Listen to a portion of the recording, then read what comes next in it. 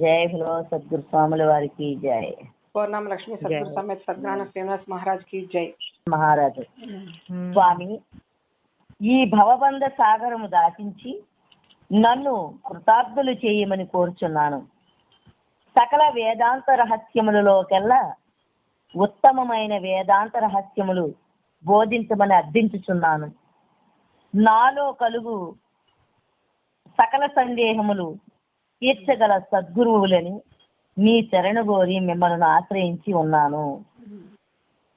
తండ్రితో సమానమైన గురుదేవ, మునికుమారుడైన శృంగి శాపము వలన నా సావు చాలా దగ్గరలోనే ఉన్నది. ఇటువంటి సమయములో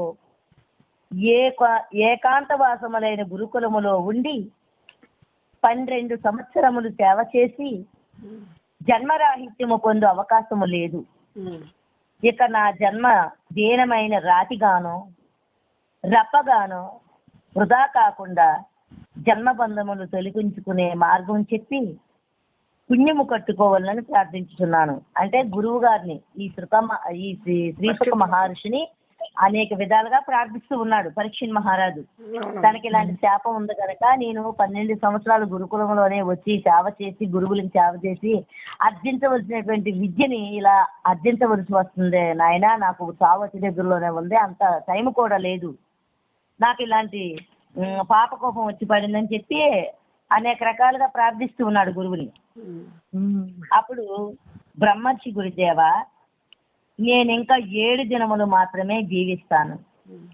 ఈ స్వల్పకాలములోనే భవబంధములు పెంచగల మహా ఉన్నతమైన బ్రహ్మ విద్యాసార రహస్యములు చెప్పి నన్ను కాపాడమని కోరుచున్నాను.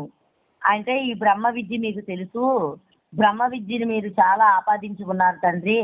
అలాంటి విద్యని నాకు బోధించి నన్ను ఈ శాపము నుంచి తప్పించి జన్మరహిత స్థితిని చేయమని చెప్పి ఆయన వేడుకుంటున్నాడు అనమాట. ఇక్కడ చెప్తున్నాడు శివుని వలన విష్ణువును, అంటే ఇక్కడ గురువులు అంటే ఎవరి వలన ఎవరో జన్మరాహిత్యం పొందారో ఇక్కడ చెప్తున్నాడు ఆయనే. శివుని వలన విష్ణువును, విష్ణుని వలన బ్రహ్మయు, బ్రహ్మ వలన వశిష్ఠుడును జన్మరాహిత్యమైన పరిపూర్ణ బ్రహ్మ పద బోధను పొంది జనక మహారాజునకు తెలిపియుండిరి. అట్టి బ్రహ్మ భావోద్దీపికలచే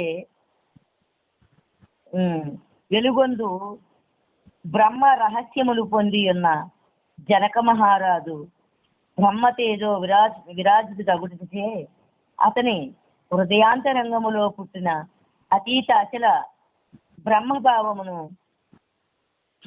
భావమును మకరందము అంటే తేనె అనమాట పానము చేయుచున్నా మీ పాద పద్మములకు ప్రణమిల్లుచున్నాను. అంటే ఈయన జనక మహారాజు శిష్యుడు అనమాట. వంశ పరంపరంగా వచ్చినటువంటి విద్యని మీరు ఆ జనక మహారాజు దగ్గర తేనెటీగ ఎలాగైతే గ్రోలుతూ ఉంటుందో అలాగే మీరు ఆ తేనెటీగలాగా ఆయన దగ్గర ఉన్నటువంటి బ్రహ్మ విద్యని పానం చేశారు నాయన.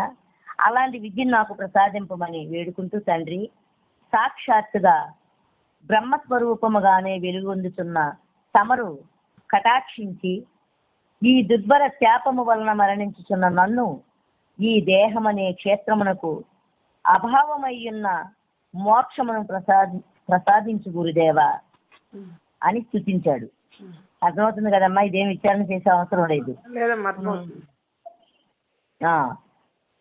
బంగారు అంటే ఇవన్నీ కూడాను ఈ సుఖమహర్షిని వర్ణిస్తూ ఉన్నాడు అనమాట ఆయన దగ్గర కూర్చొని. బంగారు ఛాయ గల పువ్వుతో సమానమైన సహస్రాదళ పద్మమును ధరించి ఉన్న శిరస్సు భూమిపై మోపి, ఎవరి శిరస్సు? ఈ పరీక్షణ్ మహారాజు శిరస్సు ఈ సుఖ మహర్షి పాదపద్మముల యందు మోపాడు.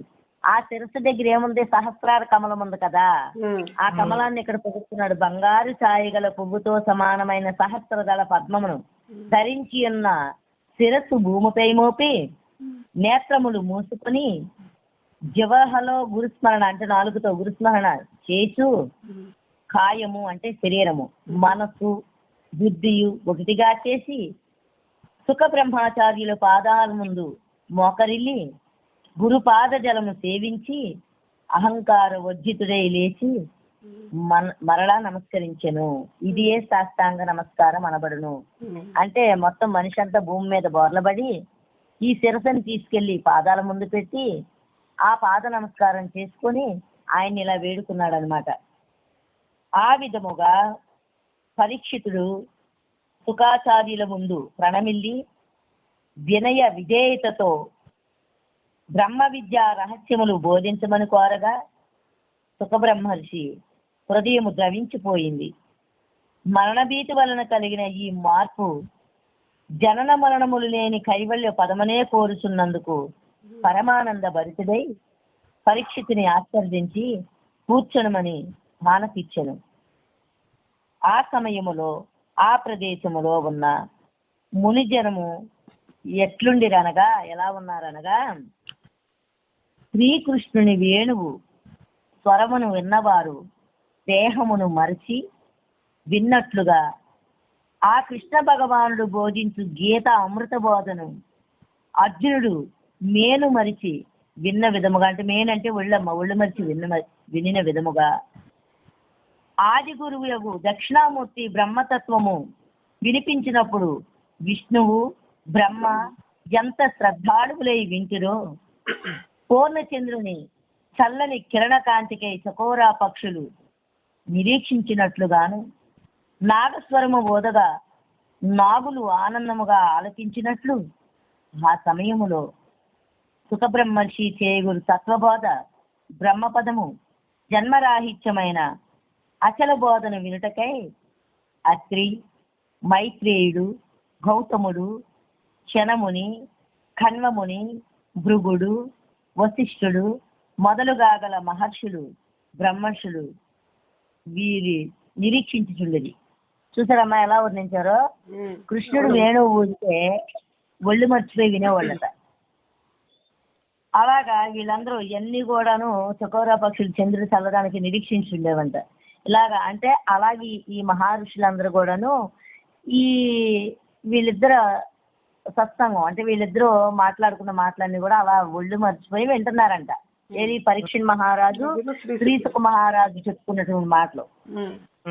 అప్పుడు వ్యాసమునీంద్రుని కుమారుడైన సుఖబ్రహ్మర్షి తన గురుదేవులైన జనక మహర్షిని పరబ్రహ్మమును ధ్యానించి నమస్కరించుకొని ఆ సభాముఖమును చూసెను. అంటే ఆ సభలో ఉన్నటువంటి ఋషులందరినీ చూశాడనమాట.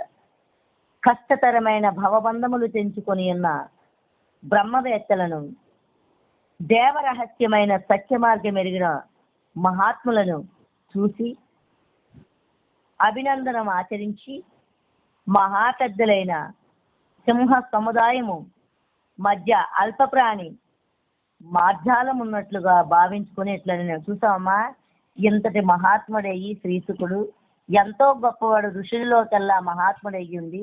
అంతటి మహాత్ముడు కూడాను ఈ ఋషీశ్వరుల ఆశీర్వాదం పొంది సింహాసనం మీద కూర్చొని తనను తాను ఎట్లా భావించుకున్నాడంటే అన్ని సింహాల మధ్య ఒక పిల్లి ఎలాగైతే ముడుచుకొని ప్రాణభీతితో ఉంటుందో అలాగా అంతటి మహర్షుల మధ్యన తనను ఒక చిన్న పిల్లి కోనగా భావించుకున్నాడు.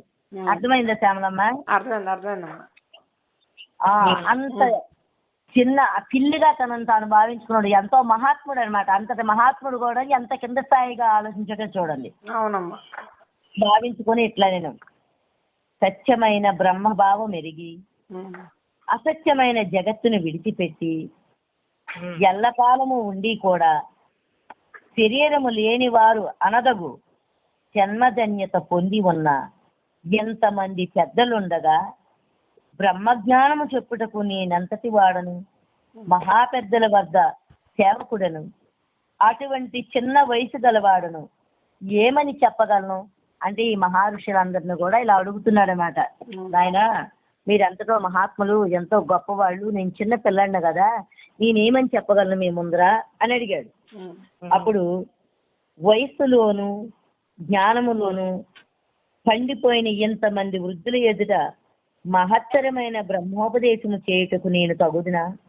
అదీనుగాక వారి కుమారులతో సమానమగు నన్ను బ్రహ్మబోధ చేయమని అడుగుట సమంజసముగా ఉన్నదా అని సుఖబ్రహ్మర్షి తన నిస్సహాయతను వెల్లడించాను. ఎవరికి? మహర్షులకి. ఇతడు మహాత్ములు కదా నాయన, మీరందరూ ఉంటుండగా నేను ఎలా చేస్తాను అనుకున్నారు? నేను తగ్గుతానా? మీరు మహాత్మ అతిరథ మహారథులు కదా అని చెప్పి వాళ్ళని అనేక రకాలుగా స్తుతిస్తున్నాడు అనమాట. ఎవరు? సుఖబ్రహ్మర్షి. అంటే వాళ్ళకన్నా చాలా చిన్నవాడు వయసులో. అవునమ్మా. అంత సుఖబ్రహ్మ వినయ విధేయతకు సంతోషించిన మునిగణంబులు అంతరంగములో ఆశీర్వదించు ఇట్లా అన్నారు. సుఖబ్రహ్మర్షి, నీవు బాలుడు అయినప్పటికీ నిగమ ఆగమ శాస్త్రములు బ్రహ్మసూత్రములు క్షుణ్ణముగా ఎరిగిన వాడవు. నిష్కళంకమూర్తిగా మునిగణములలో వన్నికెక్కిన నీవు నీకు అనుభవైక్య జ్ఞానమేదో అది తెలిపినా చాలును. అంటే అంటున్నారనమాట, నాయన నువ్వు చిన్న వయసులో అయినప్పటికీ కూడాను ఆ నిగమాలు ఆగమాలు ఈ శాస్త్రాలన్నీ బ్రహ్మసూత్రాలు ఎరిగినటువంటి వాడు, నీవేదైతే నిష్కళంకమూర్తిగా ఉండి గణములలోకి ఎక్కినటువంటి నీకు ఏదైతే అనుభవం అయిందో, ఏ జ్ఞానం అయితే అనుభవించి ఉన్నావో ఆ జ్ఞానాన్ని చెప్పినా చాలు అన్నాడు. చెప్పినా చాలు అని ఈ మునులు అన్నారు. అంతేకాక ధర్మము తప్పిన మాటలు ఆ బ్రహ్మదేవుడంతటి గొప్పవాడు వచ్చి చెప్పినప్పటికీ మునిగణము హర్షించదు. అంటే ధర్మం కాని విషయాల్ని ఆ బ్రహ్మదేవుడు వచ్చి చెప్పినా ఈ మునులు ఊరుకోరు, హర్షించదు. అదే చిన్న ప్రాయుడై ఉన్నప్పటికీ ఎల్లకాలములందున్న పరబ్రహ్మ జ్ఞానము ధర్మయుక్తముగా బోధించినప్పుడు మునిగణము విని హర్షించగలదు. ఎల్లకాలం అందు ఉన్నటువంటిది అంటే ఎప్పుడూ ఉన్నది ఆ పరమాత్మ స్వరూపమే కదమ్మా, అందరి యందు కూడాను. ఆ అందరి యందు ఉన్న పరమాత్మ స్వరూపం ఏదైతే ఉన్నదో దాన్ని ఎప్పుడూ కూడా బోధించినప్పుడు మునిగణానికి ఎందుకు బాధ కలుగుతుంది? అంతా సంతోషమే కలుగుతుంది కదా అని అంటున్నారు. విని హర్షించగలరు అన్నారు. అని మళ్ళీ ఏమంటున్నారు, నాయన నీవు సామాన్యుడవు కావు, అతులితమైన బ్రహ్మజ్ఞానము కలిగి ఉన్నవాడవు, నిత్యము బ్రహ్మభావముతో అవధూతవై వెలుగుచున్నావు, పరోపకార బుద్ధి గలవాడవు. అటువంటి నీ మనసులో కలిగిన భావము వివరించినట్లయినా మా మునిగణమంతయు విని సంతోషించును. ఈ విధముగా ఆ సభలో ఉన్న వారెల్లరూ సుఖబ్రహ్మర్షిని ఉత్సాహపరిచి పరమార్థ ప్రబోధ చేయమని పలకగా ఆనంద పరవశుడైన సుఖబ్రహ్మము ఈ విధముగా చెప్పదొడగను. మీ ఆనతి ప్రకారముగా నా గురుదేవులు పలికించిన విధముగా ఈ పరీక్షితునకు బ్రహ్మోపదేశం చేసెదను. మరియు మునిగణమునకు ఇట్లనెను, సరోవరములో సంచరించు హంసల వలె ఈ బ్రహ్మతత్వ బోధ అనిడి సరోవరమునకు మీరు హంసలు వంటి వారు కావున నేను బోధించు సత్యాసత్యములను పాలు నీరు హంస ఏ విధముగా వేరు చేయగలదో అట్లే వేరు చేయి ప్రార్థించుతున్నాను. ఏమంటున్నాడు నాయన, ఇప్పుడు ఈ సభ ఏదైతే ఉన్నదో ఈ జ్ఞాన బోధలోని మనం ఏదైతే విచారణ చేస్తున్నామో ఆ విచారణ చేసినటువంటి స్థలం ఏంటంటే సరోవరముతో సమానం అన్నాడు. ఆ సరోవరం ఎక్కడుంటుంది? హిమాలయ పర్వతాల్లో ఉంటుందని చెప్తారు సరోవరం. కానీ ఇక్కడ బ్రహ్మతత్వాన్ని వీళ్ళు విచారణ చేస్తున్నారు కదమ్మా, ఆ విచారణ చేసిన స్థలమే సరోవరం అన్నాడు. ఆ సరోవరములో ఉన్నటువంటి హంసలు ఏవైతే ఉన్నాయో ఆ హంసలుగా మీరే నాయన, మీ మహామునులందరూ కూడా హంసలు లాంటి వారే. హంస ఏం చేస్తుంది? మణులు రత్నాలు ఆహారంగా తీసుకుంటుంది. అలాగే ఏం చేస్తుందంటే ఈ హంస పాలుని నీళ్ళని రెండు కలిపి ఉంటే పాలు మాత్రం గ్రహించి నీళ్ళని విడిచిపెట్టేస్తుంది. అలాగే మీరు హంసల వంటి వారు కాబట్టి ఇప్పుడు నా గురుదేవులు పలికించిన దాంట్లో చెప్పినటువంటి ఆ పదాలలో ఏదైనా తప్పొప్పులు ఉంటే హంస ఎలా అయితే నీరుని విడిచిపెట్టి పాలను గ్రహించిందో అలాగా మీరు కూడాను ఇందులోని పరమాత్మ స్థితిని అలా గ్రహించాలని చెప్తున్నాడు. అర్థమైందమ్మా? హంస ఏ విధముగా వేరు చేయగలదో అట్లే వేరు చేసి ప్రార్థిస్తున్నాను. మీరు అలా చేయండి నాయన, నేను చెప్పిన దాంట్లో ఏమైనా తప్పులు ఉంటే అలా చెడుని విడిచిపెట్టి. అలా ఇలా చదవడం కంటే మీరు చెప్పేదే బాగుంది. ఆహా, అది ఏంటంటే ఇప్పుడు ఇక్కడి వరకే చదవడం, తర్వాత నేనే చెప్తా బాధ. అంటే ఇప్పుడు వీళ్ళిద్దరు ఇంకా మాట్లాడుకుంటున్నారు. ఏమా శ్యామలమ్మ అవునా? అవునమ్మా, ఇంకా మాట్లాడుతున్నాడు, చెప్తున్నాడు. ఇంకా శ్రీశుకుడు చెప్తున్నప్పుడు నేను ఎలా చెప్పగలను మునీశ్వరులతో అంటున్నాడు. నేను చిన్నవాడిని కదా అంటే చెప్పేది చెప్తానమ్మా. ఏంటంటే ఇప్పుడు వీళ్ళిద్దరూ కూర్చొని ఒక స్థానాన్ని నిర్ధారణ చేసుకొని ఆ స్థానంలోని బ్రహ్మబాధని చెప్పేటప్పుడు ఆ బ్రహ్మతత్వంలో అపస్మృతి తొలగితే ఆ అపరిస్థితిని నీళ్లుగా తీసివేసి సత్యాన్ని పాలుగా స్వీకరించమని మునుల్ని ప్రార్థిస్తున్నాడు. ఇంకా మొదలు పెట్టలేదు బోధ మొదలట్లేదు. అసత్యాన్ని తీసేమని ఇది మామూలుగా సింపుల్ గా ఏంటంటే సత్యాన్ని చూడు, పాలు నీళ్ళు ఎలా అంటే ఉపమానాలతో ఎక్కువగా ఉంది కదా అది.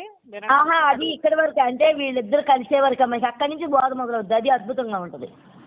అదే అంటే ఇప్పుడు వీళ్ళిద్దరికి మొదలు పెట్టారు కదా, ఇక్కడ చెప్పనారంభించారు కదమ్మా, ఇక్కడ నుంచి బోధ బాగుంటది.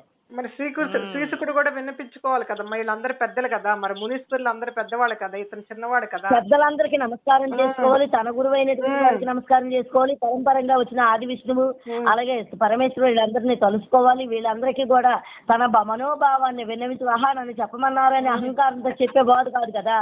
నాయన చిన్న వయసు వాడిని, మీరే సింహం లాంటి వారు, నేను మార్జాలం లాంటి పిల్లి వంటి వాడిని, అలాంటిది నన్ను చెప్పమన్నారు, నేను చెప్పదగునా మీ ఎదుట, మీరు అంతటి మహాత్ములు కదా, అలాంటి మహాత్ముల స్థానంలో చెప్పదగే స్థానం నాకు ఉందా అంటే లేదు నువ్వు మహాత్ముడివి అని వీళ్ళందరూ వర్ణించారు కదమ్మా.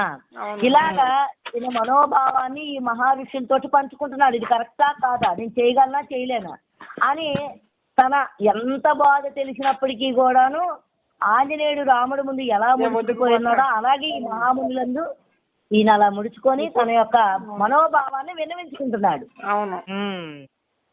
ఇదంతా ఇక విన్నవించుకొని బోధ ఇంకా ఆరంభం కాలేదనమాట. అంటే పలికిన బ్రహ్మకి దీనికి అర్థం ఏంటంటే గురువు ముందు శిష్యుడు ఎలా ఉండాలని కూడా మనకు అర్థం అవుతుంది. అది అంటే నన్ను చెప్పమన్నారు కదా అని ఎగిరిగంతే లేదు. అదే ఇంతటి మహాత్ములు కదా, వీళ్ళెప్పటి నుంచో ఈ బ్రహ్మతత్వాన్ని ఎరిగిన మహాపురుషులు కదా, వాళ్ళు సింహం వంటి వారిని ముందే చెప్పాడు కదా. అన్ని జంతువులలో కల్లా శ్రేష్టమైనది సింహం అని చెప్పాడు కృష్ణుడు. అలాగే సింహాంతో పోల్చుకున్నాడు. ఈయన పిల్లి లాంటి వాడిని ఆయన్ని పోల్చుకున్నాడు. మరి అంటే ఆయన ఎంత బ్రహ్మజ్ఞానం ఆయనలోని ఇమిడి ఉందో చూడండి. ఎంతటి గొప్పవాడైనా, ఎంతటి మహాత్ముడైనప్పటికీ కూడా తనని అంత చిన్నగా వర్ణించుకొని వాళ్ళ కింద ఎప్పుడు కూడా వాళ్ళ పాదాల కింద ధూళిలాగానే ఒదిగిపోయాడు. మరి ఆయన సంస్కారాన్ని ఆయన తెలుపుకోవాలి. అప్పుడు ఆ సంస్కారానికే కదా, ఆ నమస్కారానికి మునులందరూ చెలించిపోయారు. చెలించిపోయి ఎంతటి గొప్ప మనసు, ఎంతటి గొప్పవాడు, చిన్న వయస్కుడైనా సరే ఎంతటి పెద్ద హృదయం అని చెప్పి వాళ్ళు ఆనందం పొంది లేదు నీకు అనుభవం అయినటువంటి జ్ఞానాన్ని ప్రసాదించి మేము వింటామా